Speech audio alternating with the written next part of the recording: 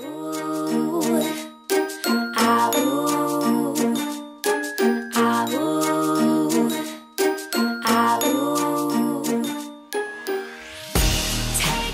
everyone, so today I'm going to be filming my vlog video number 2, and today's video is going to be all about the LSAT and also a little bit about what I've been doing to prep for my first year of school.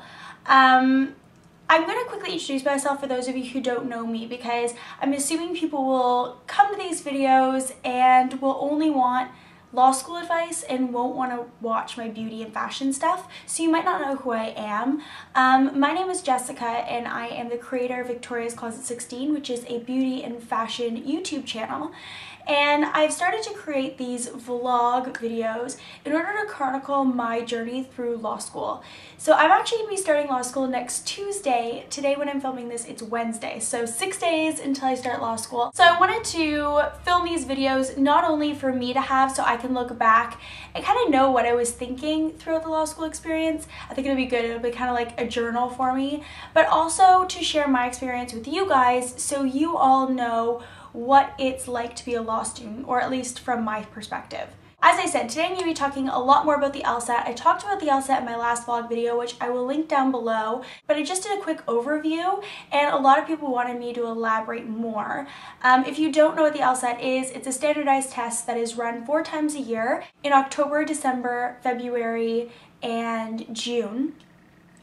And you have to write this test and submit your score to all the law schools you're applying to.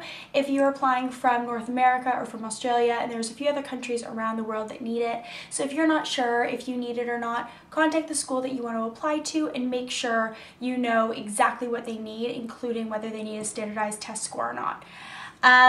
In the LSAT, there are various sections. 3 main sections are the reading comprehension section, the logic game section, which is a lot like puzzles and riddles, and the logical reasoning section, which is pretty much a series of 1 or 2 sentence arguments that you have to evaluate in some way.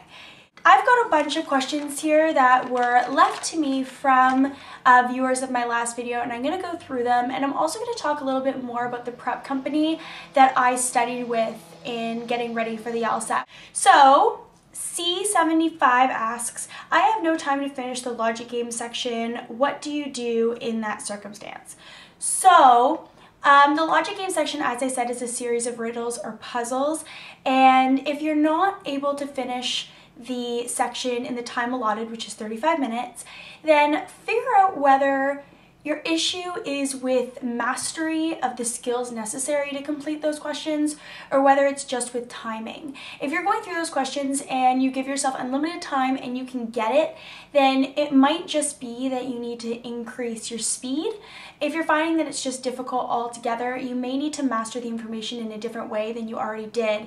So if you're reading from a certain book, maybe try picking up another one. There are tons of courses and specialized books specifically on the logic game section, because that tends to be the most difficult for the most people. So definitely take advantage of those resources, and you should be able to master the information more. And with timing, make sure that you are not sticking to one section, or one question rather.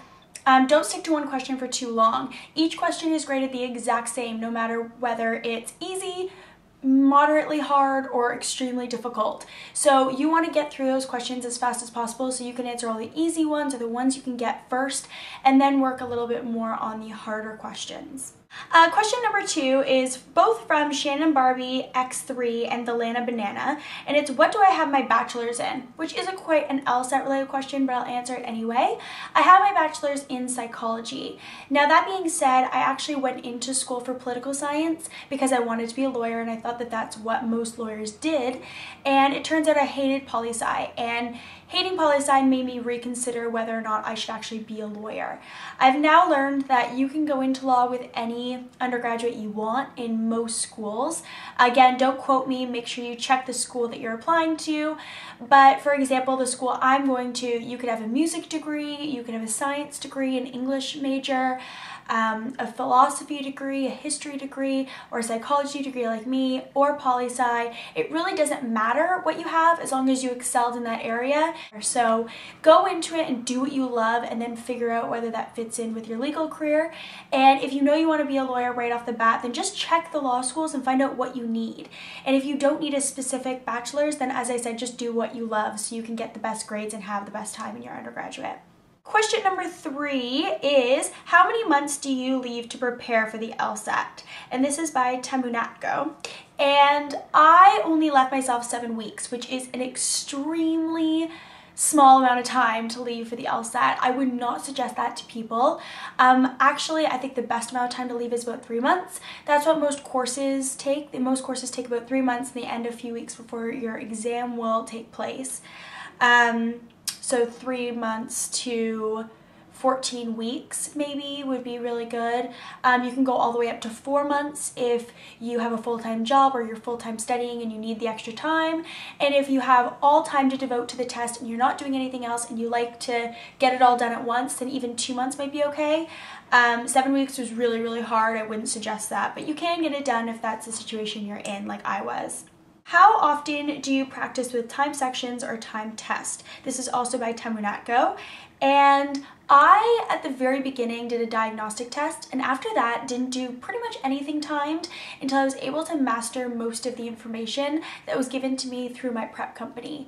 There are skills that you need to have to be able to complete the questions properly and in an efficient amount of time, and so I had to learn those skills before I was able to just do tests again. Some people swear by only practicing through doing tests, test after test after test. Personally, I don't think that helps if you're not zoning in on what precisely you're doing wrong and how to fix it, and you don't have the skills necessary to do well in the first place. So personally, the way I think of it is do a diagnostic at the beginning and don't start timing yourself until maybe midway through your studies. Then start adding in time tests. You can start adding in timed sections, and by the end you should only be doing timed sections and timed tests, because really when it comes to exam day, it doesn't matter how excellent you are at doing a logic game section if you can't do it in the time allotted. Question number 5 is, what was your weakest section and how did you overcome it? Also by Tamunatko. My weakest section was actually reading comprehension. I've always had an issue with languages. They're not my strongest suit. So if you hear me say something wrong or use incorrect grammar or spell something wrong in my videos, that would be why. I've just always been kind of bad at that and have to really monitor what I say and how I write. It's not like I'm horrible, but it's just not really my thing. So that section was really hard for me. It was hard for me to get it in time, and there were also a lot of questions I would answer and think I really did it well, and I actually got it wrong and I wouldn't know why. So my way of overcoming that, although it was still one of my weaker sections on the test day, was to do as many of those time sections as absolutely possible near the end. Although it was my worst section and it was my least favorite to complete, I tried to fit in as many time sections as I possibly could. And when I timed the section, I would give myself a couple extra minutes so that beside each question, I could rank my confidence in that answer. So you could either do from 1 to 3, from 1 to 5, from 1 to 10, whatever kind of works for you. And that way, when I went back and I graded myself, I could see exactly what I got wrong and see whether any of those that I got wrong were rated a very high confidence, and I could figure out what specifically is going wrong. Question number 6 was, can you tell me more about the Manhattan LSAT company? And question number 8 was, what was your study plan? Which is really the exact same question. So now I'm going to go right into more about the Manhattan LSAT company. So if you already know exactly what company you're going with, you can skip ahead. I will write somewhere around here where you can skip to if you don't want to hear more about this company. But if you have an open mind, definitely keep watching because this company is absolutely amazing. So I wanted to first start off by saying that I'm not affiliated at all with the Manhattan LSAT company. When I first did my vlog number 1, I talked a bit about Manhattan and how it was the company that I studied with, and at that point I hadn't even talked to the company or any representative from the company, letting them know that I was doing the video. The only reason why I am talking about the company is because I feel so strongly about it. If you're sitting there at home thinking, too good to be true, she must be part of the Manhattan LSAT group, or she must be getting something out of it, I'm absolutely not. That being said, I did talk to a representative from Manhattan this time because I only know about the course I took and I don't know about the other services that they offer, and I had a few questions about the company. So I chatted with a representative from Manhattan who was absolutely amazing to chat to, and I've got some really great information I wanted to share with you guys. What Manhattan is it's a boutique high-end company that specializes in educating students on how to write these standardized tests. They actually don't just teach about the LSAT, they teach about the GMAT and the GRE as well. So if you decide you don't want to write the LSAT anymore, but you're going to take a standardized test, you can study with them still the same company. They started out as a very, very small company. Actually, it was founded by a student at Yale in 2001 as just a GMAT company. And that student realized that there was an extreme need for a boutique, high-end prep company for the GMAT.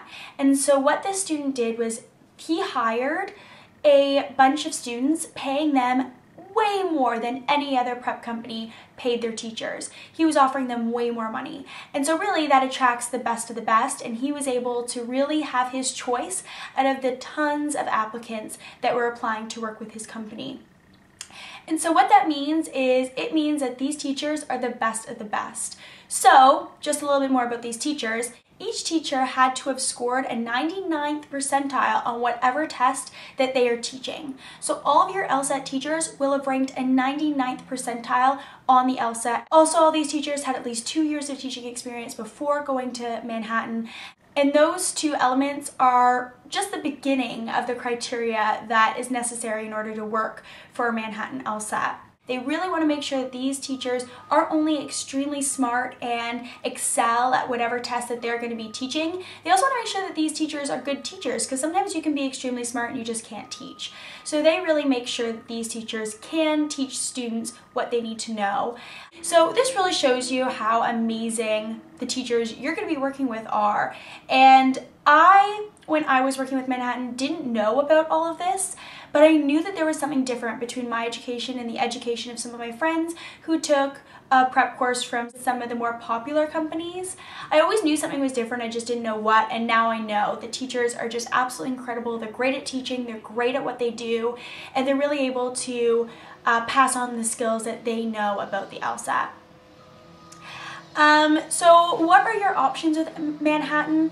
There are a few options. You can either do an in-class option, and they only provide in-class classes to those who live in America, but there are classes in most of the major cities. You can check it out at the Manhattan LSAT website, which I will obviously be linking down below. If you can be at home and do the work, then you can take an online class, which is also live. You have to be there during certain hours of the week, and you have homework. And if you're extremely self-motivated and you want to do it yourself, you can actually take the self-study that I took, which pretty much just means that instead of being there live in a class, you're watching recordings of previously taught online classes. You get the same syllabus, the same reading materials, the same homework assigned, and you're watching the same classes that other students were actually partaking in, but you can't obviously contribute because you're just watching a recording. So that's what the self-study is.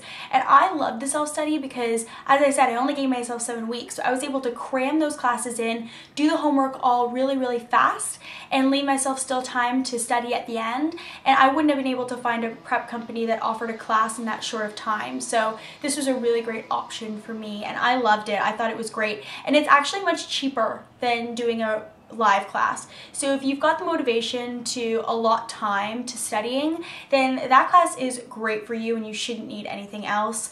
And obviously Manhattan also does private tutoring as well. So that's pretty much it with Manhattan. Those were the really big points I wanted to talk to you guys about. Obviously, if you have any more questions, you can leave them down below. You can also talk to a representative from Manhattan, and I will leave contact information down below as well as their website where you can get a ton more information. So now that I have finished talking about all things LSAT, I wanted to quickly chat about what I'm doing to prep for my first year. And this is a pretty controversial topic online from what I've read.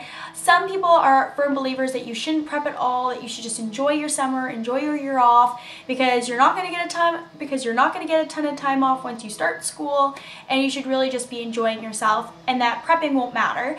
And then there's another section that thinks that you should prep, and I'm definitely in the should prep zone.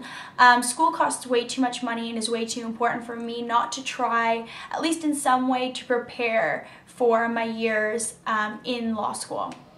So what I'm particularly doing, I've read quite a few books on just the general process of law school, what to expect when you're in it, what to expect each and every year, what you should be concentrating on, all of that. It kind of is like a blueprint for your entire 3 years through law school. And I find those books really great because it provides so much information you'd have no idea about until you got into it, and it allows you to prepare in different ways than you would if you didn't know. So the books I read were So You Think You Want to Be a Lawyer A, and that's a Canadian book. It's a really great book. I will link it down below. And an American version of that I have read is Law School Confidential, which was also amazing. And even though it was American, it was so good, and I found it extremely helpful. Maybe even more helpful than the Canadian book, but the Canadian one was Canadian, which obviously is a little bit better for a Canadian student. I also have decided that I want to gain as many of the skills necessary, basic skills, to help me through law school. So for that, I wanted to first be able to write in law school the way that they expect you to. Legal writing is a really great asset to have, especially before going into law school. So I'm in the middle of reading Legal Writing in Plain English, which is a great book. It provides exercises along the way, so you're not only learning about how to write in the legal world, but you're also able to practice it. And the other one that I'm reading is Getting to Maybe, which is a book all about how to excel in law school exams. So that's also a very helpful book. I am not done it. I am halfway through. I would show you these books, but they're pretty much all on my Kobo, so it's kind of hard to show. But I will have them all linked down below if you'd like to see them. And that one so far has been absolutely amazing. I've already learned so much, and I'm only about halfway through. Beyond that, I've just been trying to do as many things now that I don't want to have to deal with during the school year. So that includes updating my resume. It includes doing all doctor's or dentist appointments that I can in advance. Right now I'm redecorating my room, as many of you guys know because you watch my normal videos, and I'm trying to get that all done before I start school so I can have a really great space to work and to sleep in and to be able to film in, and I won't have to worry about redecorating or dealing with a cluttered space going into school. Also making sure I have all my supplies ready, my parking pass ready, or for those of you who maybe aren't driving to school, you have to have all your transit stuff ready. And I think that all this prepping, this getting ready, trying to be prepared going into my first year will help. But stay tuned because I will be doing vlogs throughout my 3 years in law school, and I'll be able to let you know along the way whether I think that this stuff is helpful or whether I think that I should have just spent my summer not prepping at all and that it didn't really matter. So I will let you know, but that's kind of what I've been doing lately to prepare for my first year.